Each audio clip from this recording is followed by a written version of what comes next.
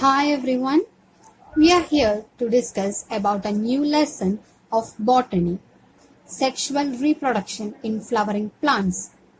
Through this lesson, we have to study some important topics like flower and its parts, pollination, fertilization, and its events.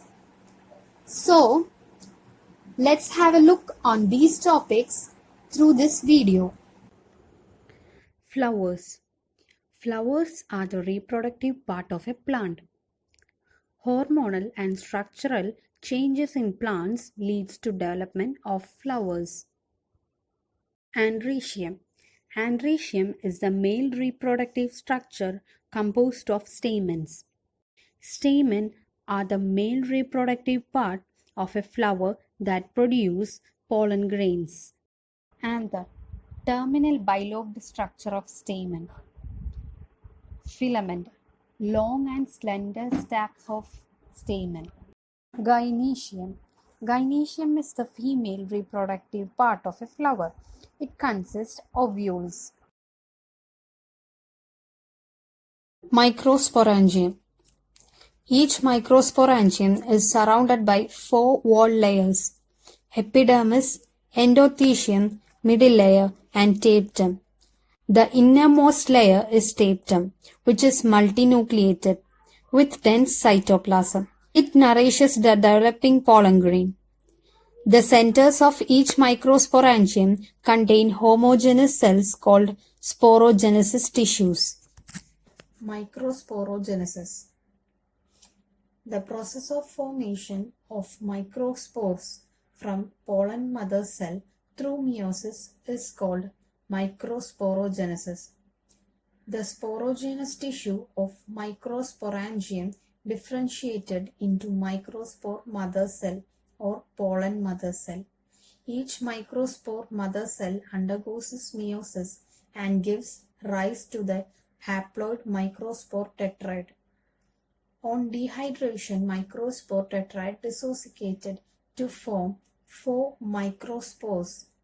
Each microspores are developed into a pollen grain. Pollen grains or microspores. Pollen grains is also known as microspores. Pollen grains represent male gametophyte and it is produced in the inner chamber of anther. It is covered by two layers, exin and intine. Exin is the outer layer made up of sporopollenin. The layer has a prominent apparatus called germ spore. Intinin is the inner layer made up of cellulose and pectin. On maturity, pollen grain consists two cells, generative cell and vegetative cell. The pistil. The gynoecium may consist single pistil, that is monocapillary, or may have more than one pistil, that is multicapillary. Fused pistils are called syncorpus and free pistils are called apocorpus. Each pistil has three parts: the stigma, style, and ovary. Inside the ovary, there is ovarian cavity, locule. The placenta located inside the ovarian cavity. Megasporangia or ovules arise from the placenta. The number of ovules inside the ovary may be single or many. Megasporangium or ovule. Ovule is a small structure attached to the placenta of locule with a stalk called funicle. The body of the ovule fused with the funicle in the region called helium. Helium is the junction between the funicle and ovule. Each ovule has one or two protective envelopes called integuments. Integument covered the ovule except an opening at the top called micropyle. Opposite of the micropylar end is the chalaza, representing the basal part of the ovule.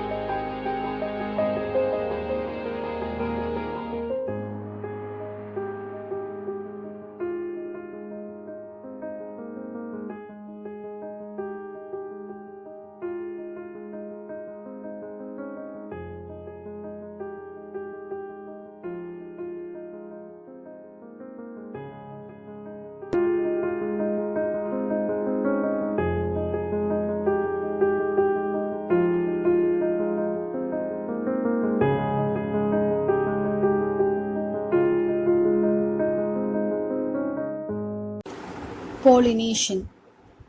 Transfer of pollen grains from the anther to the stigma of a pistil is termed as pollination. Both male and female gametes are non-motile. There are different kinds of pollinations. Autogamy, geitonogamy, cynogamy are the kinds of pollinations. Autogamy is the pollination within the same flower. In open and exposed anthers and stigma, autogamy is rare. Geitonogamy. Pollination between two flowers of the same plant. Pollination by pollinating agents. Cynogamy. Transfer of pollen grains from the anther to the stigma of different plant. It is also commonly called as cross-pollinations. Cycle of a flowering plant. It is through pollination that the plant reproduces. Pollen can be transferred by abiotic or biotic means. Abiotic means the pollen is not carried by organisms but through means such as wind or water. Biotic pollination occurs through agents like animals, insects, or birds. The majority of plants are pollinated through biotic pollination. In pollination, a pollen grain is transferred from the anthers, the male part of a flower, to the stigma, the female part of the same or another flower. On the stigma, the germination of pollen grains begins by absorption of water and nutrients, and it produces a tiny pollen tube through the style to the ovary. This pollen tube carries male gametes to meet the female gamete in the ovule. Agents of pollination. Plants use two abiotic agents, that is wind and water, for pollination. One biotic agent for pollination, such as animals. Majority of plant use biotic agent for pollination. Few plant use abiotic pollinating agents. Pollination through abiotic agents. Anemophily. Pollinating agent is wind. Hydrophily. Pollination by abiotic agent like water. Pollination through biotic agents. Majority of flowering plants use a range of animals as pollinating agents. Bees are the dominant biotic agents for pollination. Fertilization. Pollen grains from anther fall on the stigma of pistil. It produces a pollen tube. Pollen tube grows through the style and reaches ovary. Inside the pollen tube, the generative cell of the pollen grain divides to form two male gametes. Now the pollen grain becomes three, that called vegetative cell, and two male gametes.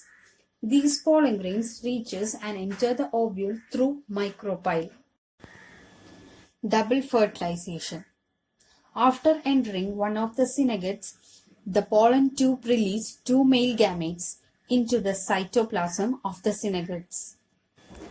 Syngamy.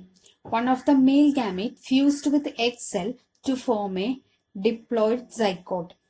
Two polar nuclei of central cell fused to form a diploid secondary nucleus. Triple fusion. The second male gamete fused with the secondary nucleus to form a triploid primary endosperm nucleus, pen. Once a pollen grain lands on a compatible stigma, it starts germinating. This is marked by the growth of a pollen tube down the length of the style. The pollen tube carries the male gametes towards the embryo sac. As the male gamete approaches the embryo sac, its nucleus divides in two. And as the pollen tube reaches the ovule, the polar nuclei in the female gametophyte fuse into one diploid nucleus. The pollen tube bursts and releases the two male gametes into the cytoplasm of the synergid. Contents of the pollen tube are released in one of the synergids, and as the egg cell and synergids are in close contact, sperms do not have to travel a long distance. The sperms exhibit amoeboid movement. One of the male gametes move towards the egg and the other to the polar nuclei. Only one of the two sperms fuses with the egg, resulting in syngamy or true fertilization, which leads to the formation of a diploid zygote. The second male gamete fuses with the haploid polar nuclei to form a triploid cell, technically called the primary endosperm nucleus, or PEN for short. As three haploid nuclei are involved in this fusion, this process is also termed triple fusion. These more or less simultaneous events, that is syngamy and triple fusion, are collectively termed double fertilization.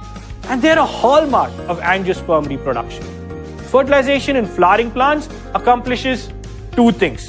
One, it creates a diploid zygote, which develops into an embryo.